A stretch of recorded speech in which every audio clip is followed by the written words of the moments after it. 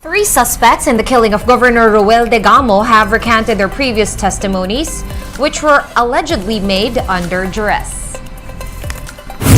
The government will soon roll out a food stamp program to the poorest of the poor.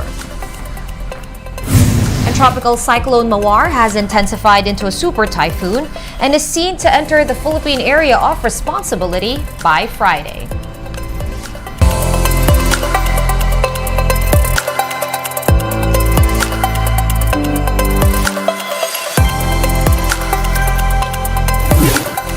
Fast, focused, and fearless. Here's a roundup of stories we're watching now. I'm Sean Yao.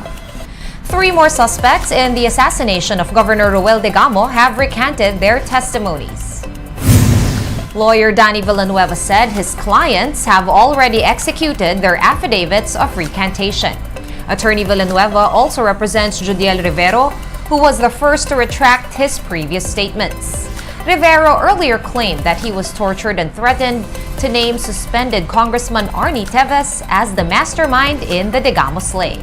Meanwhile, speaking to us here on One News Now, Attorney Villanueva says another suspect is expected to walk back on his statement. We came to learn also that another suspect will execute his recantation. Okay. In fact, the family of this suspect had already contacted us because the family wanted us to assist the suspect to execute his affidavit of recantation. Still on that story, the Philippine National Police has denied allegations of torture and coercion against one of the suspects in the killing of Negros Oriental Governor Roel de Gamo.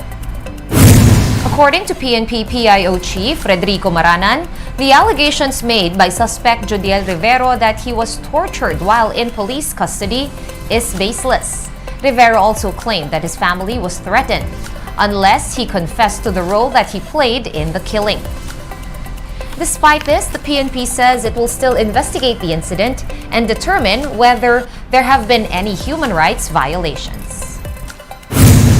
Base sa mga sinasabi ng mga nag-imbestiga, wala pa naman tayong nakikitang evidence leading to that accusation.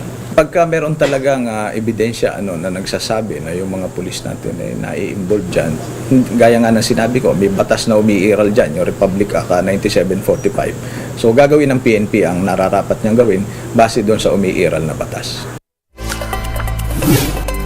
In other news, the Social Welfare Department has laid out some guidelines for its food stamp program, which seeks to help out over 1 million poor Filipino families.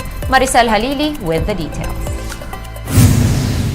The Social Welfare Department is targeting to start the pilot implementation of Walang Gutom 2027 food stamp program by July this year. The program aims to address the increasing number of Filipino families experiencing involuntary hunger. According to an SWS survey last March, almost 3 million Filipino families experienced hunger due to poverty. Secretary Rex Gatchalian said 1 million families included in the listahan and 3 will be the beneficiaries of the program. These families belong to the food poor category, which means that they only earn up to 8,000 pesos a month. Gagawin natin dito, we will supplement the family's intake so that they mawala yung feeling of hunger. Thereby, makahanap siya ng trabaho and thereby they become part of the workforce of the country. The pilot implementation will only include 3,000 families from Metro Manila, Mimaropa, Caraga, Barm, and Northern Luzon. These are the areas identified as urban and rural poor, conflicted, isolated, and calamity-stricken. The Asian Development Bank has already assured the government of almost $3 million financial loan for the pilot. For its part, the DSWD will distribute digital cards to the beneficiaries. Each card will be loaded 3,000 pesos of food credits per month. They can only use the cards in accredited partner stores and cannot be encashed. Let's say you go to an accredited partner retailer. You get to choose lang from a selected list of food items in that food group. So kung carbs, it's either rice or whatever you may have. So hindi to tipong cash na ibibigay natin. We use food as currency. The full implementation of the program will be in the first quarter of 2024. 11 billion pesos is needed for the first 300,000 beneficiaries, but a total of 40 billion pesos will be allotted for the whole program. For News 5, Maricel Halili, We Are One News. We're pausing for a quick break, but we have more stories for you after that. Keep it here on One News.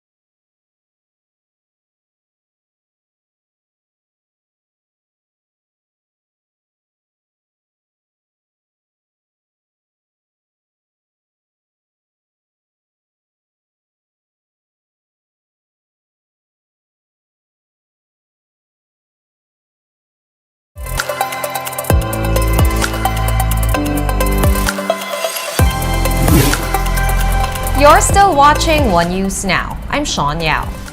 Pag-asa has announced that Tropical Cyclone Mawar has intensified into a super typhoon. At around 4 p.m., Super Typhoon Mawar was last spotted some 2,285 kilometers east of the Visayas. It is packing wind speeds of up to 230 kilometers per hour. This super typhoon is expected to enter the Philippine area of responsibility on Friday evening and will be given the local name Betty. Despite this, Pag-asa says that there is a small chance that the super typhoon will make landfall. Sa ngayon, no, less likely or maliit yung chance ng landfall scenario sa namang bahagi ng ating kapuluan.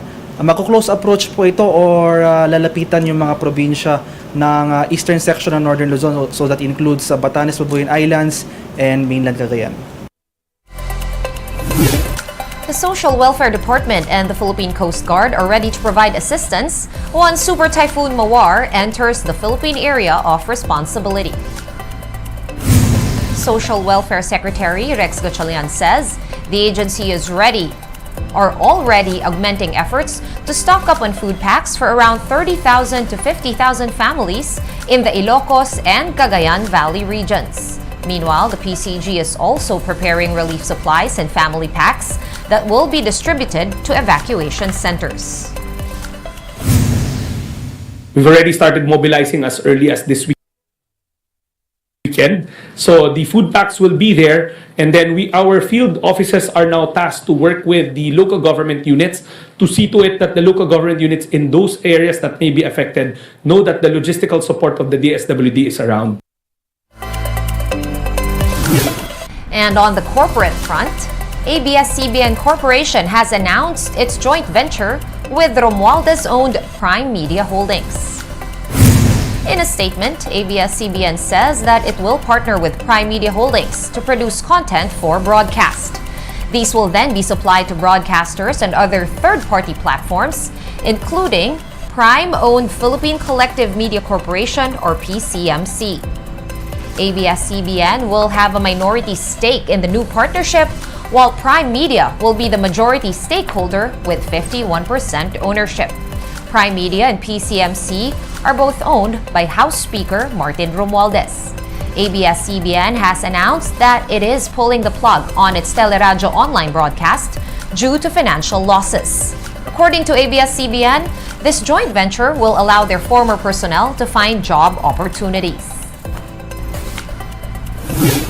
One News Now will be back tomorrow at 7 a.m. I'm Sean Yao. We are One News. All sides, all the time.